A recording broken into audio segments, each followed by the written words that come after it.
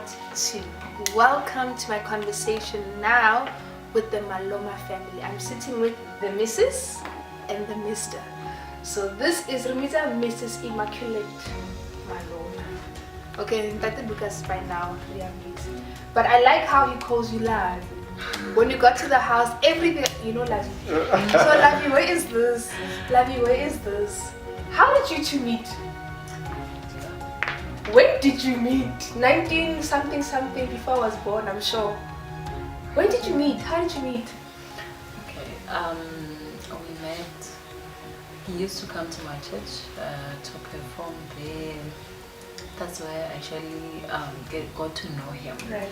You know, sisters in church. Brother can see. Anointing. When you start having criteria, I want somebody who, when you pray, yes. you pray like God. But he must sing.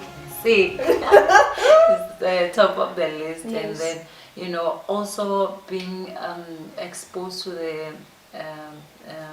or we had relationship with people from Rasikukun or that side of the Limpopo. Yes. You then see yourself married to that side. So, but I didn't know it was gonna be him. It was just what I was telling God, I want this, yes. this.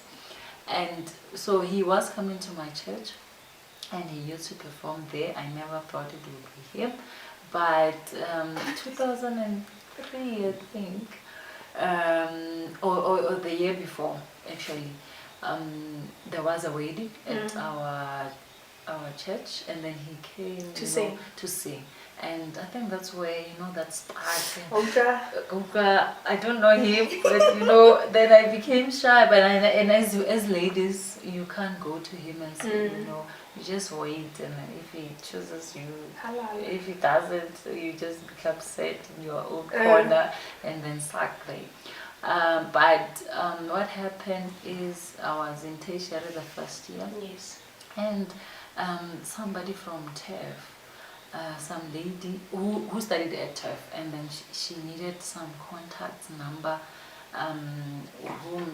of which somebody wanted the group Mighty Clouds of Joy, whatever, they wanted to go to TEF. So you wanted contact of somebody who's studying at TEF. And then so that they can contact, and then but then me knowing that guy, but then I also knew somebody who's staying in TEF who knows him, and then who can get, and because I didn't wanna appear as a forward, yes. So then the contacts came, and then instead of me giving the lady who asked, you kept them. No, I just called him first and said, there's this other lady, just introduce myself. To test the waters. Yeah, test the waters. Yes. There's this lady who wants your contacts, whatever. And then he said, no, you can give. And then that's where things So, Wamushelani. At the time, he didn't know me. He was not sure it was me. Who is this person? He actually thought it was somebody else, not really me. Okay. And tried to explain myself, hey, I have to this, that, but still he was clueless. Oh my Lucas.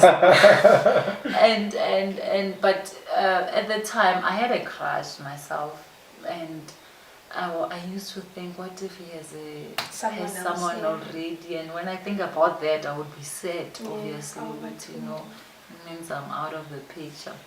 And until we actually met. That's when he was, I thought it was this person, but okay, now I know it's you. And that's when he ended up saying catch up. We started to catch up on the different notes. I feel something here. Different notes. Yes. So how long have we been married now? 11 years in marriage. What is the secret? To those of us that are not there, what is the secret? Let me start with that. What is the secret you think to keeping this union the way it is? To do unto her as she does unto you. Oh my God, I think that's, respecting each other. Yes. And wanting to see the other one flourishing. I think that's, she supports me, I also support her. She wants to pursue the doctor stuff, then I push music. She says, okay, do it, make it higher school. Yeah, and that's why we are here as well now. You can see we are here, staying here. It's because she's still pursuing her studies as well. Yeah, we push it, to support each other. I think that's, And for you, Lavi? For me, it's about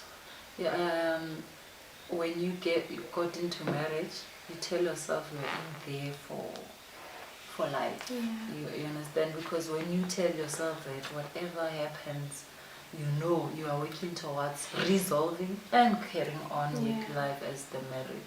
Obviously, it's not easy. There are challenges that comes with marriage.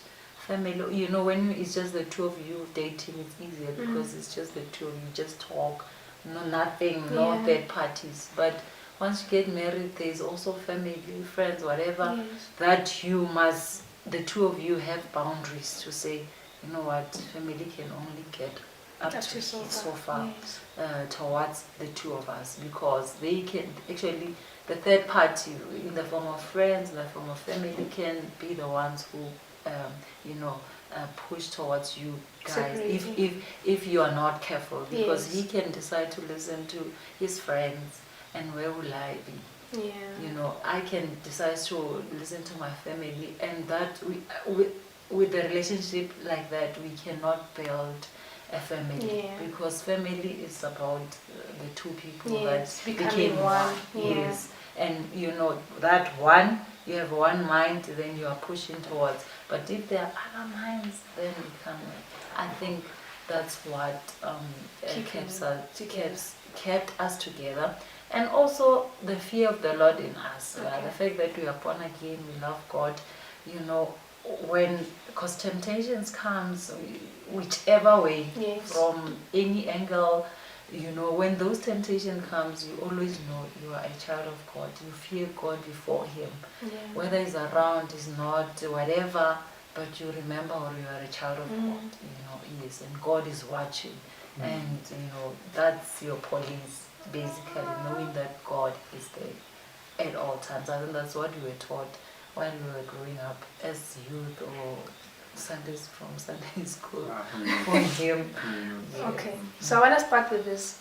Who's the most romantic one between the two of you? I think it's me. I try. Not the brother, Oh, brother can never romantic.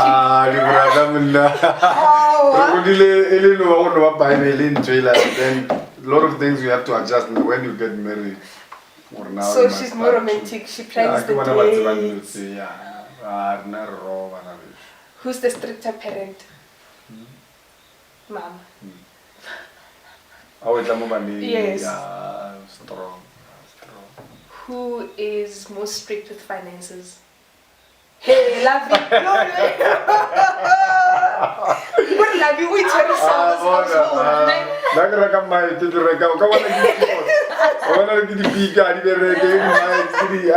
everything is here. Yeah, no. Never know, Papa.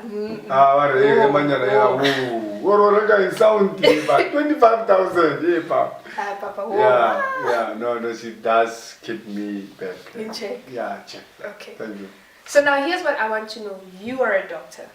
Your husband is a musician. When and how do you make time for each other? Before you can make time for the kids or for ministry, when do you set time? Or you know what? Oh, actually, I'm the one who call him Lavi. Oh. And then he used to call me Lavi, the two of us. But he decided to change and call me my baby. Oh, and oh, baby, you know, now I'm used to that, calling, and if he doesn't say it, and I'm actually jealous, because sometimes he forgets and calls somebody, like maybe the sister, my baby, and I'm like, can't do this, my baby. My special colleague, so yeah. How do you make time for the two of you?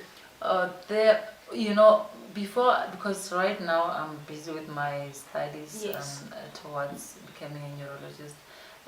Before that, because I had more time, we used to travel together. When he was ministry. Yes, like would also be the backing, even if I'm not that professional, but working with people that are professional, you become better and improve. But now I don't get that opportunity that much because of the books. And without the books, then it was much more easier with us, just the two of us, bonding, at all levels, traveling together. There was no that gap.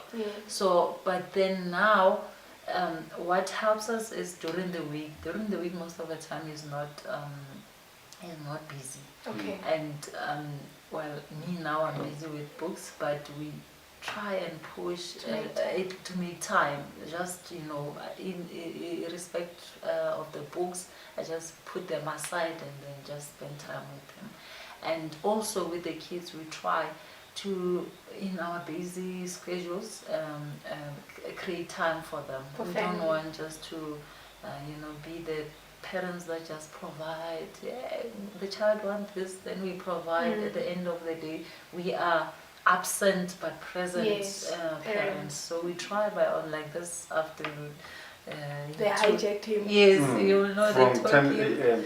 They took him. Yeah, he took them to Park. gym and then the movies, and then they went to play, and it was beautiful because that is the moment that they will cherish, even if most of the time he's not there, but they will remember those. So we do create time for family life. Yes. Yeah. So Warra, tell me, how do you balance being a husband, being a dad, being an employee, being a man in ministry, and you only have 24 hours in a day? How do you make time for everything? Yeah, look, I think most of the time that I have is during the week. From between 5 p.m. when I come back from work, then I'll sit with the kids, switch off the TV. And then that's where I will have more time. She'll come from work and then sit with us for maybe 30 minutes and an hour, and then go back to studies. She reads, like she eats books. You know what people eat books? Book web. Yes. What usually book, Then, look, I think mainly during the week, between Monday and Thursday, that's where I have more time. During, Then when it hits Friday, that's where I disappear. My kids will say, "Oh, tomorrow is Friday." Oh, Papa, I will not see you. Look, that's what I do normally. Just to switch off the TV, make sure that we have conversation, we have plays, we play with them, and they enjoy it during the week. I was speaking to the eldest one, Chepiso. She was saying to me, I asked her, is it nicer when daddy is home or when he's gone? Like, no, when he's home. So I think they can also feel that when he's not around, there's something different. But do the kids know that you're a superstar? Do they know my dad is a gospel artist? I think they see it from their friends. I think they see it from their friends even when they see us on TV. Yeah, they do see it, Because I go, we saw your dad. They're like, oh, no, they do. They do recognize. They understand that daddy's a celeb. Even though it might not be as big as we see it, or as other people see it. When they just see, our father is always on TV. Yes. He's always singing around, But and then, the bigger picture, they may not have. What is it like being a wife? Because Harnarim at the mall, we want a picture. Could we even forget that you were there? We cut you out, then we take a picture with him, then we leave. So what is it like being a wife to a gospel musician? I think now I'm used to it. But people, when they see him, they are so excited and all that. And I would even offer to take pictures because I understand it is the fame, they know him. I can't expect them to see me, I'm not in the limelight. But sometimes it gets to you, you know, when people just, or him forgetting, because he does forget when he's with me and entertain his friends, and you know, I'm just standing there, and often I just don't stand there. I just move on and carry on with, or mingle with other people so that I don't feel it. Because if I can just stand there and wait for him, that's when I will feel with you, I'm alone. Yeah. You know, and I often don't do that. I get busy and you know, yes, and I understand what his fans will always, you know, be happy to see him, and I'm okay with it. So now you've gotten used to it. Now I think I'm used to it. What about when you go back to Limpopo? Because Limpopo now, Limpopo. Maybe more Gauteng, not so many people know him or are familiar with him, but from where you are both from, hometown, when you guys just arrive, what happens? I think that going home is even better because I know the people that side even better, because then I would interact with the people that I know, then I don't even feel it. Unlike being at a place where you don't even know anyone, and then you can't even start a conversation with somebody that is a total stranger to you. So you are bound to just sit there while he's interacting with his friends. Yes. And, you know, So Limpopo the celebrities in That's huge, yeah. you know, but I don't want to appear that people always will put you at that point or at that spot of saying you are a celebrity. But I always guard against that celebrity thing, because I've seen a lot of people who really act like that celebrity, and they even end up being mean to, you know, us fans that comes. I actually experienced that thing of saying you are a celebrity, and I was at the Crowns, and there was this person that I loved so much. I tried to, you know, when we see these people, we see them on TV, when you see them live, you're like so happy, you want to just say hi, and you want to see the person smiling back to you. But most of the time, I don't know, because of the celebrity status, then they end up being, you know, and you feel it and you see it, which is not nice. So that celebrity, I don't want to. I don't know, you are ministers of the gospel. Yes. Hallelujah. So I'm glad that you find time for family, you find time for each other. That is Tando, that has been our avenue, spending the evening with the Maloma family. I can tell you one thing, they love one another, they support each other. The way they look at each other makes me feel like I'm an extra in this house. So it has been an absolute pleasure for me to be here, to hear about Dr. Maloma's journey as a musician, to hear how the missus supports him and how much she loves him. So from my heart to yours, I love you so much. May the Lord bless you. Your doctorate degree, and then what do you do? Yeah, no, the video is coming 2020. From Tando, from the Malomas, we are out. Bye. Bye-bye, see you guys. Yeah.